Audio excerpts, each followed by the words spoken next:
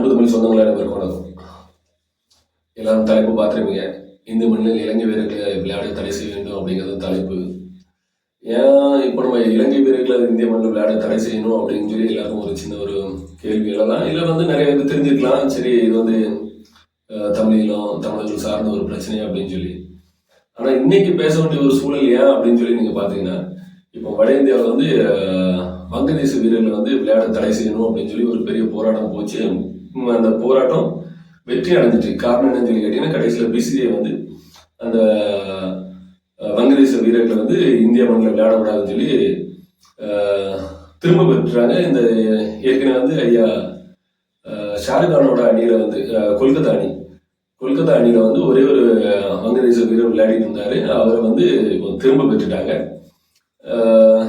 இந்த இந்திய மண்ணில் உள்ள மக்களோட உணர்வுகளுக்கு மதிப்பளித்து நாங்கள் இந்த இதை நாங்கள் திரும்ப வர்றோம் அப்படின்னு சொல்லி ஒரு அறிக்கை வெளியிட்டு அந்த வீரரை வெளியேற்றிட்டாங்க.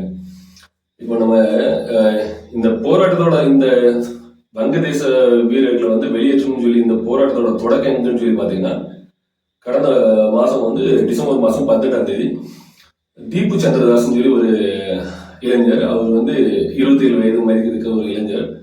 அவர் வங்கதேசத்தில் உள்ள ஒரு சிறுபான்மையினர் நீங்க நினைக்கலாம் இஸ்லாமியர் சொல்றான்னு சொல்லி. இல்லை, இஸ்லாமியர் இல்லை. நீங்க இந்த இந்தியாவை பொறுத்த வரைக்கும் நீங்க சிறுபான்மையினர்னு சொல்லி பாத்தீங்கன்னா, இஸ்லாமியர்கள் கிறிஸ்தவர்கள் சிறுபான்மையினர். நம்மளுக்கு இஸ்லாமியர்கள் சிறுபான்மைங்கிறதுல நம்மளுக்கு ஒரு பெரிய மாற்று கருத்து இருக்கு. ஏன்னா இந்தியாவோட 2வது மிகப்பெரிய மக்கள் தொகை கொண்ட சமூகம், அவங்க எப்படி சிறுபான்மை ஆனாங்க அப்படிங்கிற ஒரு கேள்வி. ஆனா நீங்க பாத்தீங்கன்னா, இங்க இஸ்லாமியர்கள் சிறுபான்மை. ஆனா அதே இது நீங்க வங்கதேசத்துல போனீங்கன்னா, அங்க இந்துக்கள்ங்கிற மக்கள் சிறுபான்மை. இஸ்லாமியர்கள் பெரும்பான்மை, இந்துக்கள் சிறுபான்மை. அப்ப அங்க இந்திய விடுதலை அடையும் போது அங்க மக்கள் தொகை இந்துக்கள் மக்கள் தொகை 24% இருந்துச்சு. இப்போ 7% இருக்கு. நம்மளுக்கு தெரிஞ்சு இன்னும் பாகிஸ்தான்லயே 28% இருந்துச்சு. அங்க இப்போ 0.5% இருக்கு. இன்னும் கூடிய விரைவில் வங்கதேசத்துல அந்த நிலைமை மாறும் அப்படின்னு சொல்லி நான் நம்புறேன். அதனால சிறுபான்மையினருக்கு தொடர்ச்சியான தாக்குதல், தொடர்ச்சியான சிறுபான்மையினருக்கு எதிரான ஒரு தொடர் வன்முறை நடந்துட்டு இருக்கு. அந்த தீபு சந்திரதாஸ்ங்கிற நபர் ஒரு நிறுவனத்துல வேலை செய்யறாரு. அந்த நிறுவனத்துல திடீர்னு ஒரு செய்தி, என்ன செய்தி பரவுதுன்னா, தீபு சந்திரதாஸ் இஸ்லாமியர்களோட மத குருவான முகமது நபியை பத்தி தவறா பேசிட்டாரு அப்படின்னு சொல்லி ஒரு பெரிய செய்தி பரவுது. செய்தி பரவனோட அந்த அங்க பெருந்திரளான மக்கள் கூடிடுறாங்க. அதுக்கு அவரை கொண்டு போய் முதல்ல எல்லாரும் பிடிச்சு கொண்டு அவரு தன்னை தற்காத்து விடாங்க, காவல் நிலையத்துல அவரை ஒப்படைக்கிறாங்க. ஆனா அந்த பெருந்திரளான கூடியிருந்த கூட்டம் என்ன சொல்லுதுன்னா, எங்க மதத்தை பத்தி தவறா பேசிட்டாரு, அதனால அவருக்கு ஒரே ஒரு தண்டனை தான், அவருக்கு தலையை வெட்டுறதுதான் அவருக்கு அந்த தண்டனை அப்படின்னு சொல்லி அந்த மக்கள் கோஷமிடுறாங்க. அவரு இது காவல் நிலையத்துல இருந்த பிறகுமே பெருந்திரளான மக்கள் கூட்டம் கூடி அவர் அந்த காவல் நிலையத்துல இருந்து இழுத்துட்டு போய் அவரை தாக்கி ஒரு அரைவர அளவுக்கு கொண்டுறாங்க. கொண்டுட்டு அதுக்கப்புறம் என்ன பண்றாங்கன்னா, அவரோட கழுத்துல கைத்தை மாட்டி அவரை ஒரு மரத்துல தொங்க விட்டு அவரை கீழே தீ போட்டு அவரை கொளுத்துறாங்க. கொளுத்து அந்த தீயோட இதுல அவர் அந்த கயிறை கீழே விழுந்துருக்கு. அவர் அப்போ முழுமையா இறந்து போயிட்டாரு. இறந்து போனவரை கூட அந்த கும்பலோட ஆத்திரம் தீராம அந்த சடலத்தையும் போட்டு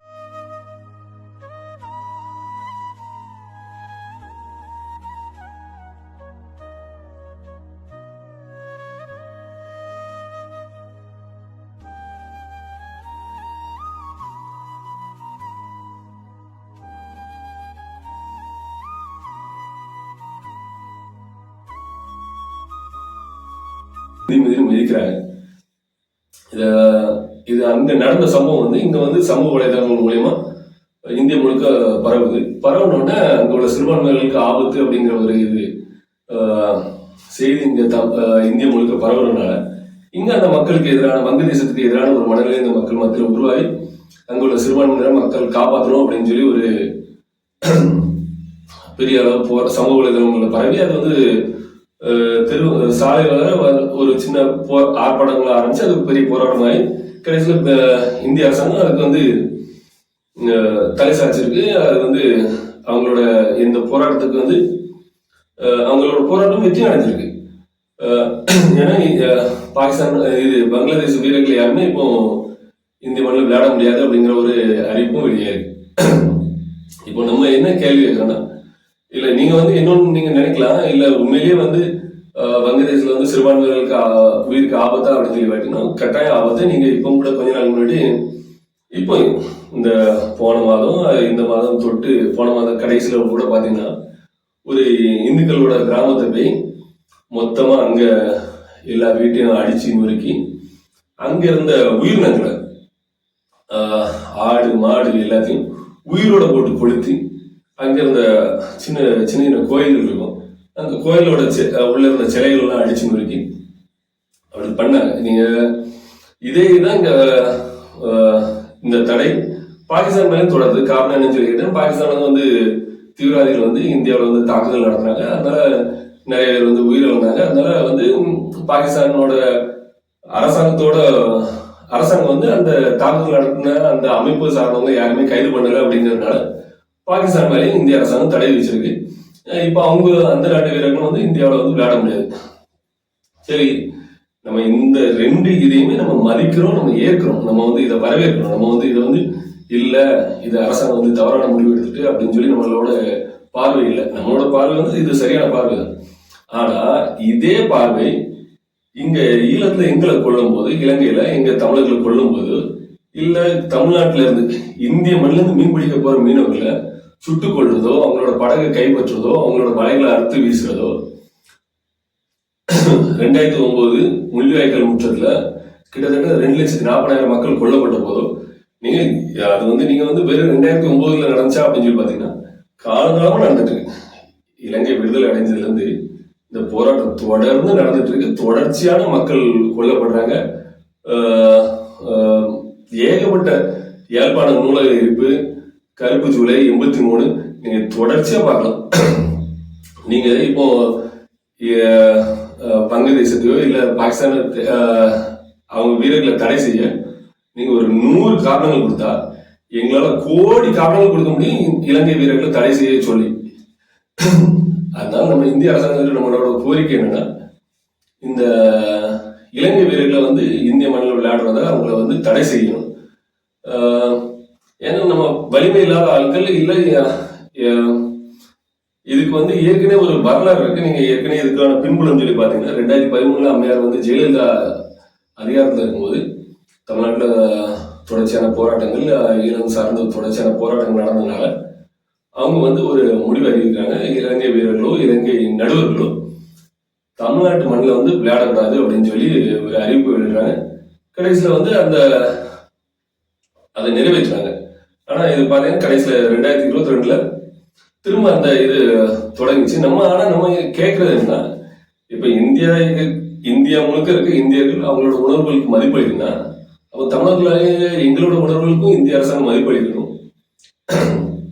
அதை நம்ம வந்து இந்திய அரசாங்கத்தில் நம்ம ஒரு கோரிக்கை ஆகிக்கிறோம். இப்போ நம்ம இலங்கை வீரர்கள் வந்து திறமையானவர்கள் இல்லை, அதனால அவங்க விளையாடக்கூடாது அப்படின்னு இல்லை. திறமையானவர்களோட எங்க உணர்வுக்கு இந்திய அரசாங்கம் மதிப்பளிக்கணும் அப்படின்னு சொல்லி தான் நம்ம வந்து கோரிக்கை வைக்கிறோம். அதனால இந்திய அரசாங்கம், இப்ப நான் இதை குறித்து இன்னும் விலாவரியா பேசலாம், எங்களோட மக்கள் வந்து இதை ஒரு பெரிய போராட்டமா ஏன் கொண்டு போகணும் அப்படின்னு சொல்லி நான் இதை இன்னும் விலாவரியா பேசலாம். ஆனா நம்ம வந்து அரசாங்கத்தை முதல்ல இது கோரிக்கையா வைக்கிறோம். அரசாங்கம் வந்து எங்களோட கோரிக்கையை ஏற்று வங்கதேச வீரர்களையோ இல்ல பாகிஸ்தான் வீரர்களையோ எப்படி தடை செஞ்சிச்சோ அதே போல இலங்கை வீரர்களையும் இந்த மண்ணில் விளையாட தடை செய்யணும். நம்ம வந்து அது வந்து தவறு, இது தவறு அப்படிங்கிற இது இல்லை. அந்த உணர்வு சரிதான். பாகிஸ்தான்ல இருந்து இங்க வந்து தீவிரவாதிகள் வந்து இங்க வந்து தொடர்ச்சியா தாக்குதல் பண்ணாங்க. அதே போல வங்கதேசத்துல இருந்த அங்க உள்ள சிறுபான்மையினருக்கு எதிராக தொடர்ச்சியான தாக்குதல் நடந்துட்டு இருக்கு. அதை கட்டாயம் இந்திய அரசாங்கம் அதுக்கான ஒரு தீர்வை நோக்கி நகரணும், அதை வந்து நம்ம மறுக்கவே இல்லை. ஆனா இலங்கை அரசாங்கத்தின் மீது இந்த மாதிரியான ஒரு அழுத்தம் வரணும். காரணம் என்னன்னு சொல்லி கேட்டீங்கன்னா, இப்ப நீங்க வந்து இலங்கை அரசாங்கத்து மேல நீங்க இந்த மாதிரி ஒரு அழுத்தத்தை கொடுக்கும்போது இது உலக மக்களோட உலக நாடுகளோட பார்வைக்கு போய் சேர்ந்து ஏன்டா இந்த நாடு வந்து இலங்கை மேல ஒரு தடை விதிக்குது அப்படின்னு சொல்லி பார்க்கும்போது இலங்கையில நடந்த இனப்படுகொலை வந்து மக்களோட பார்வைக்கு வருது. அந்த அந்த மக்களுக்கு நீதி கிடைக்கான ஒரு பெரிய ஒரு சின்ன தொடக்க புள்ளியா கூட இருக்கலாம். அதனால இந்திய அரசாங்கத்துக்கிட்ட நம்ம வைக்கிற கோரிக்கை என்னன்னா, இலங்கை வீரர்களை இந்திய மண்ணில் விளையாடுறத தடை செய்யணும். அதை தடை செய்ய இந்திய அரசாங்கம் அதை பிசிசிஐ வந்து உறுதி செய்யணும்.